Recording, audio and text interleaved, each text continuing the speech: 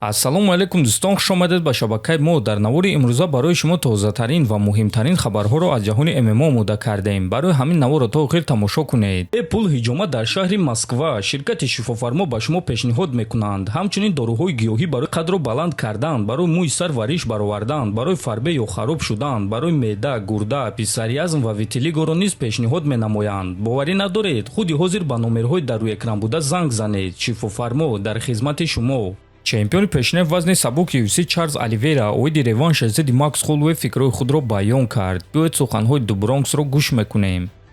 ҳозир ма тамоман дигар Чарлз Оливейраем. ман медонам ки Макс низ ҳамчун ҷангвар хеле сахт инкишоф ёфтааст ва чемпиони БМФ шуд. лекин аз ҳамон якум муҳориба ман ҳам сахт инкишоф ёфтам. ҳамон вақт ма танҳо ҷитсер будам, а ҳозир бошад ҷангвори ҳаматарафаи ММА.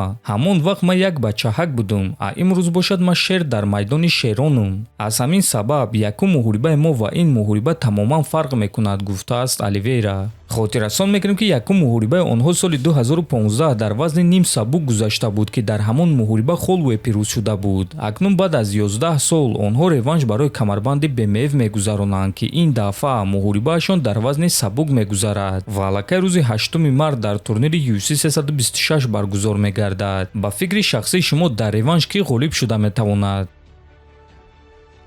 дӯстон, чӣ гуна ки аз навори гузаштаи мо медонед, Топурия эълон карда гуфт ки зидди Ислам Махачев ҷангидан мехоҳад ва шаби гузашта ба Махачев дар ин бора савол додам ва ҷавоби ӯ чунин буд: ба ман ин идея писанд аст. агар ки UFC муҳорибаи маро зидди Топурия ташкил кардан хоҳанд, пас ман тайёрам. ман медонам ки бисёри мухлисони ММА ин муҳорибаро дидан мехоҳанд. қасри сафед ин яке аз майдонҳое ҳаст ки шояд ман дар он муҳорибаи навбатии худро мегузаронам. дар пеш моҳи Рамазон аст ва ман як моҳ тамрин намекунам. баъд ман лагери тамринии худро оҳиста оҳиста оғоз мекунам ва омода мешавам ки дар турнири қасри сафед ё дар дигар саҳна баромад кунам, гуфтааст Махачев. ва дӯстон, чӣ гуна ки мебинем ҳам Ислам ва ҳам Топурия барои муҳориба омодаанд, лекин фаромӯш намекунем ки боз мо чемпиони муваққатӣ Ҷастин Гейҷиро дорем ки ӯ шаҳрванди Амрико аст ва амрикоиҳо муҳорибаи ӯро дар қасри сафед дидан мехоҳанд ва мураббии Топурия боварӣ дорад ки агар рақиби навбатии онҳо Гейҷи шавад, пас ӯро дар якум раунд нокаут мекунанд.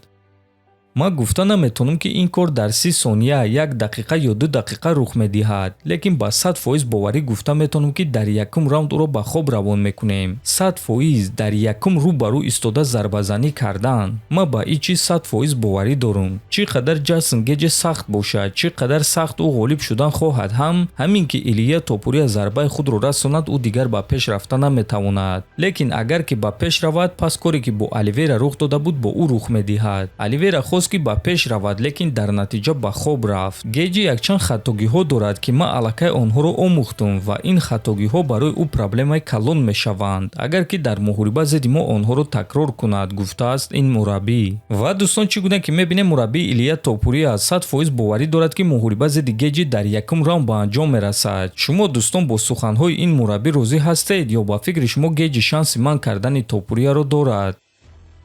тобови ҷангвари вазни сабук UFC Арман Царукян бо легендаи UFC Дмитриус Ҷонсон якҷоя тамрин гузаронид ва Ҷонсон аз ӯ пурсид ки дар UFC кӣ туро дар гӯштин зада метавонад. Арман дар ҷавоб чунин суханҳо гуфт: ҳозир дар вазни сабук ягон кас, ман аз ягон чиз шубҳа надорам. пеш чунин ҷангвар Ислам буд, лекин ӯ ба дигар вазн рафт. Ислам низ қувваи зиёди худро сарф намекунад ва муҳорибаҳоро хеле боақлона ва оромона мегузаронад, гуфтааст Царукян. ва дӯстон, дар ҳақиқат Арман Царукян гӯштини хеле ва хеле хуб дорад, лекин ҳамчунин дар вазни сабук мо Нурулло Алиевро дорем ки ӯ низ гӯштини хеле хуб дорад. бале, ҳозир оиди ӯ гап намезананд, чунки ӯ дар рейтинг нест, лекин дар ояндаи наздик ҳама оиди гӯштини Нурулло Алиев ҳатман гап мезананд. дар ҳамин ҷо дӯстон, навори мо ба анҷом мерасад. фикру ақидаҳоятонро нависед, ҳатман дар YouTube канали мо обуна шавед. то боздид, хонободу сарбаланд бошед.